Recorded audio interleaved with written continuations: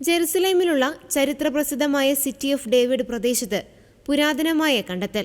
ഒന്നാം ജെറുസലേം ദേവാലയത്തിന്റെ കാലഘട്ടത്തോളം പഴക്കമുള്ള കൂറ്റൻ പ്രതിരോധ മതിലോ അണക്കെട്ടിന്റെ ഭാഗമോ ആയ നിർമ്മിതിയാണിതെന്ന് പുരാവസ്തു ഗവേഷകർ സ്ഥിരീകരിച്ചു.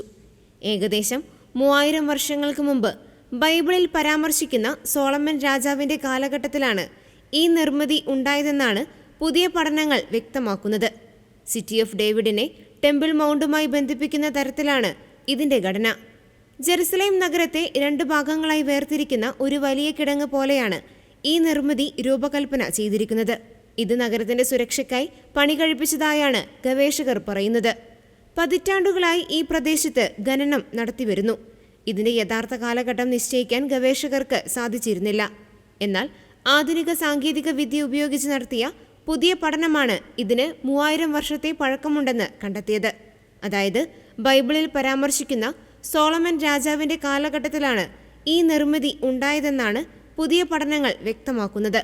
2-ാം ദിനവൃത്താന്തം പുസ്തകത്തിൽ ഊസിയ രാജാവ് പണികഴിപ്പിച്ചതായി പറയുന്ന ഗോപുരങ്ങളുടെയും നഗരമതിലിന്റെയും ഭാഗങ്ങൾ ഗവേഷകർ കണ്ടെത്തിയിട്ടുണ്ട്. BC 586 ബാബിലോണിയൻ സൈന്യം ജെറുസലേമിനെ നശിപ്പിച്ചതിന്റെ തെളിവുകളും ഖനന സ്ഥലത്ത് കണ്ടെത്തിയിട്ടുണ്ട്. കത്തിനശിച്ച കെട്ടിടങ്ങളുടെ അവശിഷ്ടങ്ങൾ അക്കാലത്തെ യുദ്ധത്തിന്റെ ഭീകരത വ്യക്തമാക്കുന്നു.